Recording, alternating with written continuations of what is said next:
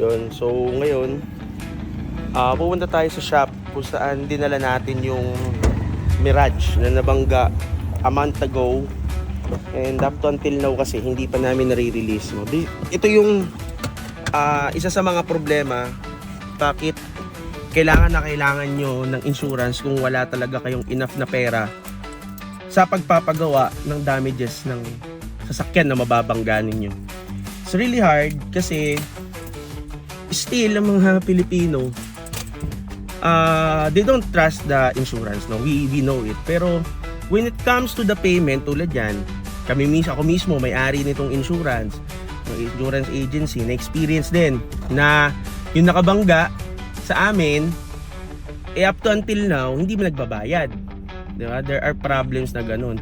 So, still, ito yung mga dapat nating malaman at dapat nating gawin as car owner.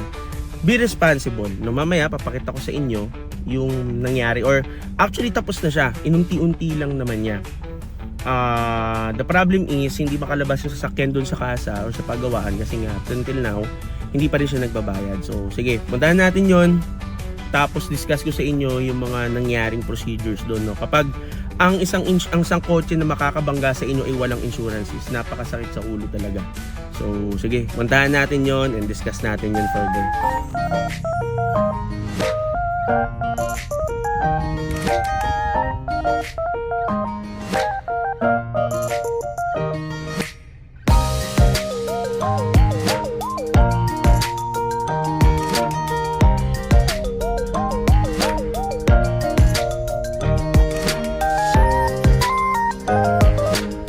So, ayun na siya. So, yan na. Actually, tapos na siya eh. May mga ano na lang, no? Konti na lang na kailangan tapusin. Pero overall, from the damage na meron kami the last time, okay na. May mga kulang pa nga ako eh. Oo, marami pa dyan.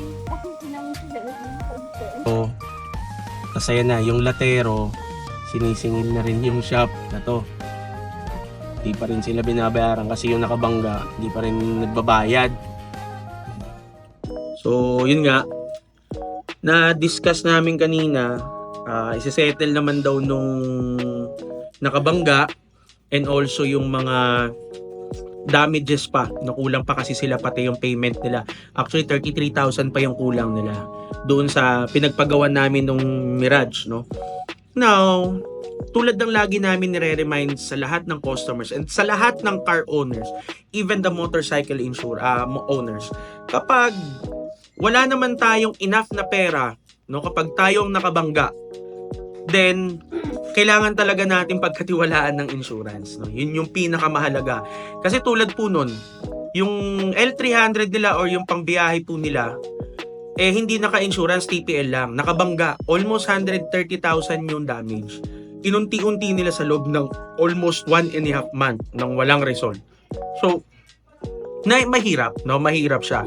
So, na-experience namin, nakita nyo naman, ipapakita ko dito, papakita ni Sir Daryl dyan, no, saan dyan yung picture o video nung damage nung Mirage. So, sobrang lala.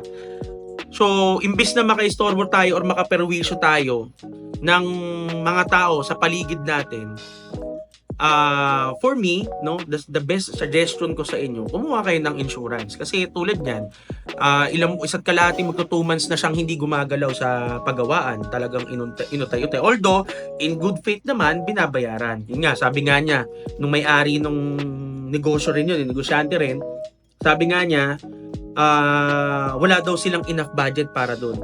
So, emergency, no, na nangyari. Kaya, for me, the best way to protect your fund, your money, and your finances is to get an insurance, even sa life insurance. No, hindi natin alam kung kailan talaga siya tatama. Tulad po nila, malaking business din siya. No, hindi naman ganun ka talaga extravagant yung business, but they can sustain na sa pagpapasweldo, sa income ng company, yung income din nila sa family. So yun. Pero tulad nga na nagkaroon ng emergency, na perwisyo yung kami, naperwisyo din sila and natamaan din yung finances nila. So, for me, the best way to protect your finances is to get an insurance.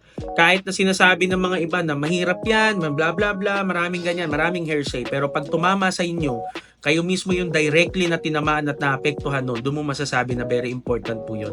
So, yun lang. The lesson po natin for ngayon is kailangan talaga naka-insure yung unit natin. Kasi hindi natin alam kung kailan tulad nun. No? Kami mismo, ako mismo na may-ari ng agency, tinamaan din nun nang walang hindi naka-insurance sa sasakyan. So, very difficult for us na balik-balikan yung sasakyan doon, i-check what is happening, yung mga ganun. So, yun lang. Take an advantage na magkaroon kayo ng insurance lalo na yung mga sasakyan yun, lalo na kung daily po siyang umaandar. So, ingat kayo palagi mga ka-safety. Kita-kits tayo soon. Ciao!